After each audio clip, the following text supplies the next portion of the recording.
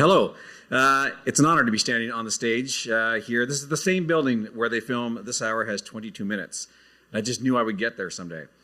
Anyway, as I think has been mentioned, my name is Paul MacKinnon, or as I'm known on Twitter, Downtown Paul. It's still Twitter to me, not X. And I know I look a lot older than my profile picture. Anyway, it's also a little surreal to be speaking here at the Artist City building. As was mentioned, I was one of the co-founders of this event years ago. Myself and a number of the other co-founders are here, Jennifer and TJ and Karash, and maybe Tara, although I haven't seen her. We used to sit around and we would dream about the kind of people that we wanted to hear from at this conference. And since that time, we've had dozens of incredible speakers grace this stage to inspire and inform us. We've already had a couple already this morning. And today's conference has incredible gifted speakers to offer as well later in the day. And so between the inspiring speakers we've already heard from and the inspiring speakers we're going to hear from, you have me. But I do have a good topic. My talk today is going to be about Downtown Halifax Vision 2030. Now, a vision is simply about assessing where you are now and then deciding where you want to go. But to convince people to join you on this vision quest, you not only need to visualize for them why they want to go there, but also why they don't want to stay here. Look at that. This made the not staying where we are part a bit easier. Now, I'm not going to use the C word, but we all remember what happened in the year 2020 across the globe. We all recall what happened to our downtowns. Empty streets in New York, empty streets in London, empty streets in Rome, empty streets in Tokyo. I'm not going to go through all of them. What about Halifax, Nova Scotia? Well, that's me, sitting in my office chair in the middle of lonely Barrington Street. My son took this picture March 18th, 2020, as I was moving my chair from my office to my home office. And that is where I would sit, Zooming, for the next month, which really was horrible. We haven't really stopped doing that, but at least I'm back in the office.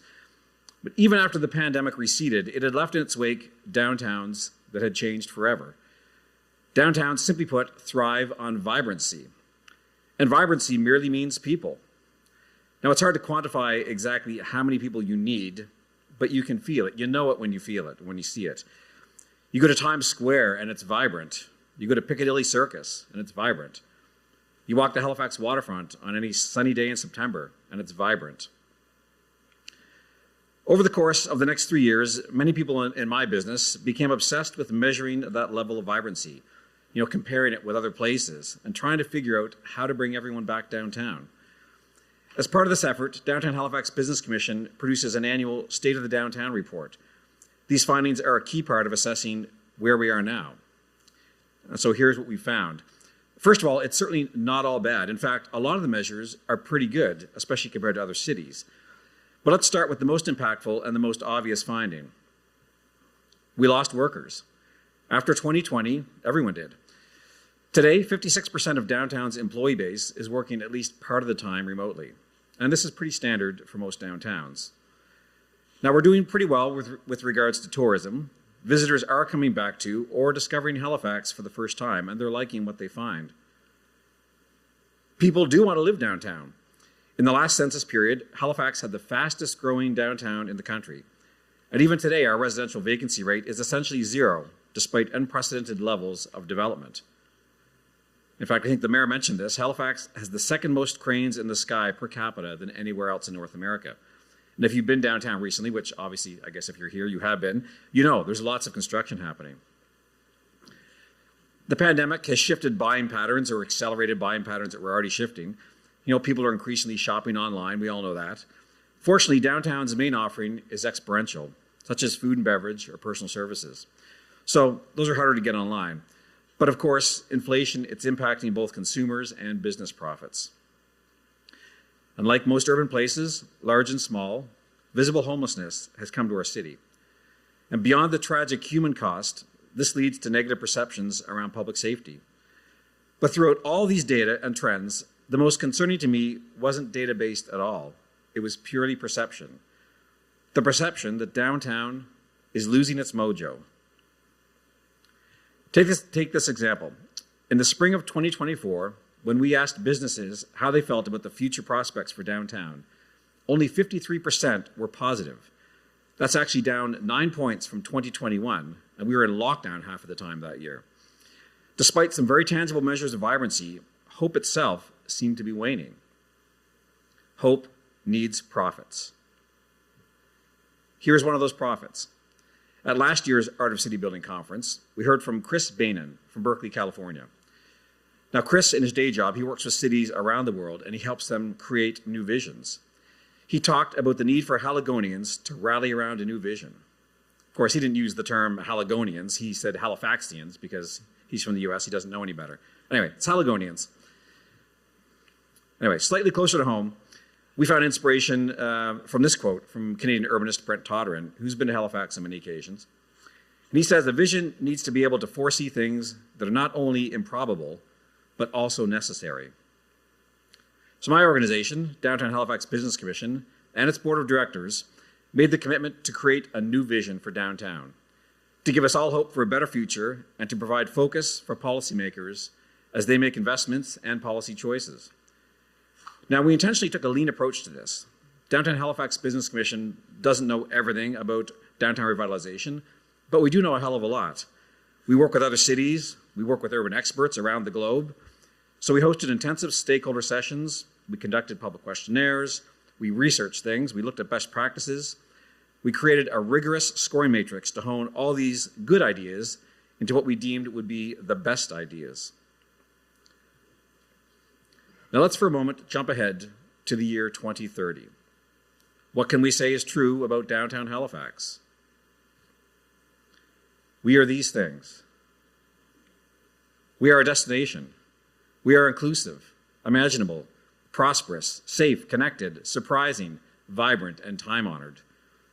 Believe me, our committee spent a lot of time on these words, especially imaginable, which may or may not even be a real word. But in 2030, when someone says Halifax, we want people to be able to imagine it, just as you can today when someone says Paris or someone says Venice. So these are the aspirations, but how do we get from here to there? Well, Downtown Vision 2030 prescribes 4 transformational moves, and we gave them catchy little names. Everybody's Neighborhood, Harbor 365, Entertainment Central, and Move Smart. Collectively, there are 17 specific recommendations that fit into these moves, and we're going to look at those. So first, Move Smart. Well, Move Smart means that getting to and moving around downtown is easy. We need to make the move to higher order mass transit. This means making investments now into bus rapid transit, which can ultimately be converted into light rail. Once you arrive downtown at a central transportation hub, moving around within the downtown should be easy. This can be done on a free frequent loop, like Fred the Bus used to provide, if people remember that, or it's done via a connected cycling network, or on streets which are clearly redesigned with pedestrian movement foremost in mind. Everybody's Neighborhood means that downtown is a place where everyone feels welcome. That means it's both a place where many people live, and it's also a place where everyone from across Nova Scotia can feel is a welcoming environment for them. So we achieved that through a renewed neighborhood study to actually determine an optimal number of residents, businesses, and amenities. It would look at the full spectrum of housing affordability, from high-end to government-subsidized non-market options. It would provide opportunities for a broader cultural mix of people downtown, as well as protection of identity-defining historic buildings. Office to residential conversion is difficult and it's expensive. Incentives need to be offered. An urban park strategy would quantify how much and what type of public spaces are needed and how they're programmed, or in some cases, left unprogrammed. We already have wonderful downtown districts like the Argyle Entertainment District. We need to identify and celebrate more of these. And Barrington Street. Barrington Street has for decades been yearning to reclaim its status as downtown's main street. A strategy identifying the right moves needs to be put into motion to finally make that happen. And finally, if a downtown is not safe, or even if a downtown doesn't feel safe, all the rest of this is for naught. More eyes on the street, community-based policing, better services for mental health and addictions, those are all part of the solution. Harbor 365. Chibuktuk, the Great Harbor, it's why the city is here. We need to embrace this as our greatest asset. So imagine the Halifax-Dartmouth Ferry, not so much as a boat, but as the sidewalk that connects our downtowns. It should be free and it should run every 15 minutes, all the time. We've been working on a signature pedestrian-focused route that connects many of our civic assets: public gardens, the Central Library, the Convention Center, City Hall, the waterfront. The missing piece really is a grand promenade on George Street. We also need to encourage people to use all of the hilly east-west streets to better connect the waterfront with the rest of the downtown. We've done a fabulous job at stewarding the harbor over the past few decades from what it once was.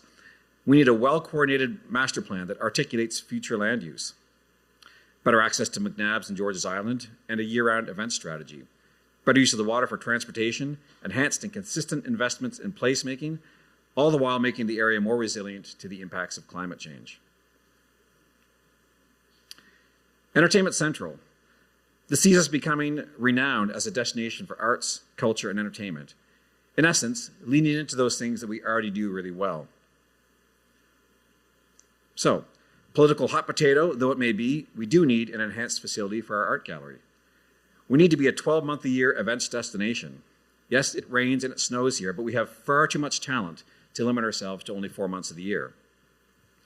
We need a permanent outdoor event space, which would be the ongoing home for things like the Jazz Festival, the ECMAs, and new and larger events. We also need that mid-sized performing arts center to fill the venue gap between Neptune Theatre and the Scotiabank Centre. And finally, the core of the new district strategy should be a clustering of these new and existing assets so that visitors immediately know that they are in a city of culture. That's it. 4 transformational moves, 17 recommendations, 6 years to go. One last stop on our timeline. 9 months after Chris Bainan challenged us to create a new vision, on a beautiful spring day, we launched that new vision. We had great fanfare. We had representatives from all 3 levels of government. In fact, we had the 3 frontrunners to be our next mayor in attendance. We had free pizza, that's important. We had media attention. We had interactive games. We had terrific conversations. We had people talking and laughing and imagining that the downtown Halifax that they want to visit and live in, that they want their children to visit and live in. So I would like to invite you to play your part in the next step of this journey. Later today, we are going to be hosting a mayoralty forum. Now, you better believe we're going to be asking our candidates about their thoughts on this vision, and you should too. In the next 12 months, we are having elections for all 3 levels of government.